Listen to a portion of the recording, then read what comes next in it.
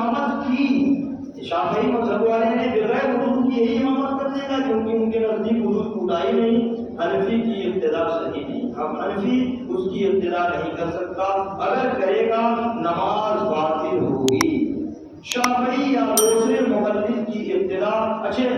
امام شافعی کے نزدیک ایک معاملہ اور یہ کہ ہم نے گزشتہ جمعہ کو بیان کیا کہ حوض جو بڑا سا ہوتا ہے دردا، اس میں وضو کرتے ہیں، ہاتھ ڈال دیں تو وہ پانی مستعمل نہیں ہوتا، اس سے وضو کر سکتے ہیں۔ امام شافعی کے نزدیک چھوٹا سا حوض بنا ہوا ہو جو ہمارے گھروں میں ٹب وغیرہ ہوتا ہے، اس میں بھی ہاتھ ڈال کر کے وضو کرنے سے وہ مستعمل نہیں ہوتا، تو ظاہر سی بات ہے ہمارے نزدیک وضو ہی نہیں ہوگا، لیکن ان کے نزدیک کیونکہ وضو ہو جائے گا۔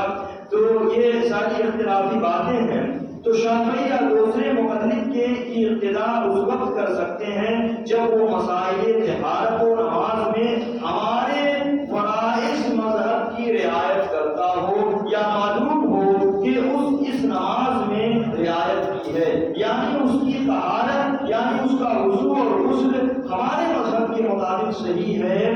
تو ایسی صورت میں یعنی اس کی طہارت ایسی نہ ہو کہ حنفیہ کے طور پر غیر طاہر کہا جائے، نہ نماز اس قسم کی ہو کہ ہم اسے فاسد کہیں، پھر بھی حنفی کی ہی ابتدا افضل۔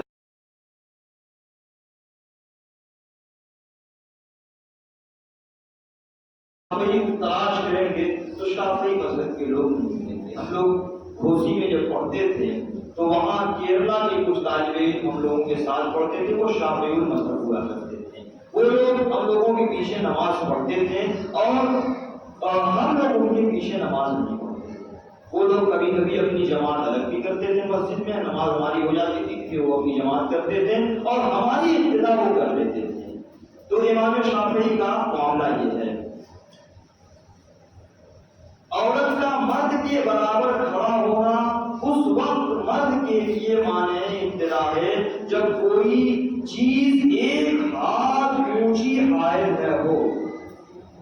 نہ مرد کے قد کے برابر بلندی پر عورت کھڑی ہو۔ اگر عورت ہے تو کوئی چیز اس طریقے سے اس کے درمیان حائل ہو ایک ہاتھ کے برابر، تب تو مرد کے بغل میں عورت کھڑی ہو سکتی ہے اور مرد کی ابتدا صحیح ہوگی۔ ایک عورت مرد کے برابر کھڑی ہو تو 3 مردوں کی نماز جاری رہے گی، 2 داہنے 2 بائیں اور 1 پیچھے والی۔ کوئی عورت کھڑی ہو گئی تو اس کے بغل میں 2 مرد ہیں، اس طرف 2 مرد ہیں، پیچھے مرد ہے، اس کی ابتدا صحیح نہیں ہوگی اور اس پر عمل ہوتا نہیں ہے۔ کہیں ہو سکتا ہے گزشتہ زمانے میں ہوتا رہا ہو یا کہیں اور کسی مقام پر ہوتا ہو، تو پیچھے والے کی ابتدا، اور 2 عورتیں ہوں تو 4 مرد کی نماز فاسد ہو جائے گی، 2 داہنی طرف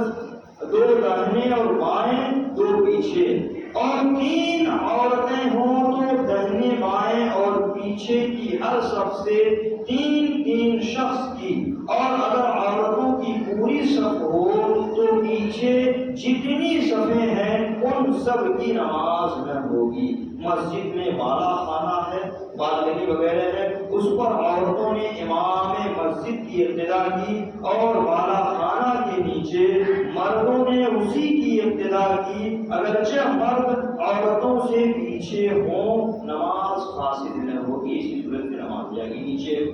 مرد نماز پڑھ رہے ہیں، بالا خانہ ہے، اوپر عورتیں نماز پڑھ رہی ہیں، تو اب نماز مردوں کی بھی ہوگی،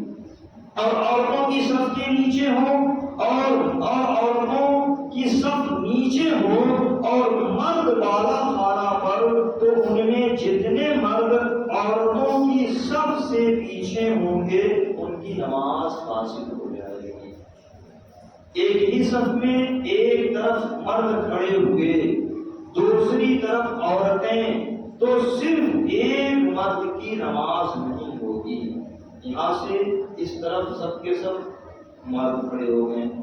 اور اس طرف سب کی سب عورتیں کھڑی ہو گئی، تو بیچ میں جو ایک مرد ہے اس کی نماز نہیں ہوگی، باقی ادھر والوں کی نماز ہو جائے گی۔ ایک ہی صف میں ایک طرف مرد کھڑے ہوئے، دوسری طرف عورتیں، تو صرف ایک مرد کی نماز نہیں ہوگی جو درمیان میں ہے، باقیوں کی نماز ہو جائے گی۔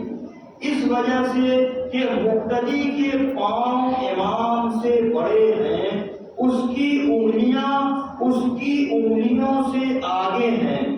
مگر ایڑیاں برابر ہوں تو نماز ہو جائے گی۔ اب چونکہ یہاں تو اس کا مسئلہ نہیں آتا، میں نے پہلے بھی عرض کیا تھا کہ ہر حال میں مصلیان کا امام سے پیچھے ہونا ضروری ہے۔ تو اگر بسا اوقات ہوتا ہے کہ مسجد وغیرہ میں جگہ کم ہوتی ہے تو امام اور مصلی بالکل برابر ہوتے، امام تھوڑا سا آگے ہوتا ہے، تو فرماتے ہیں کہ مصلی میں سے کسی شخص کا پاؤں بہت لمبا ہے کہ امام اور مصلی کی ایڑیاں تو دونوں برابر ہیں لیکن پاؤں بڑا ہے تو انگلیاں اس کی امام کے آگے چلی گئی، تب بھی نماز صحیح ہے، نماز درست ہے، نماز ہو جائے گی۔ یہ امامت کا بیان ختم ہو گیا۔ اب امامت کرنے کا زیادہ حق کون رکھتا ہے، اس کا بیان انشاءاللہ مولا تعالی شروع ہو رہا ہے، آئندہ جمعہ سے اس کا بھی بیان کیا جائے گا۔ استغفر اللہ ربی من کل ذنب واتوب الیہ۔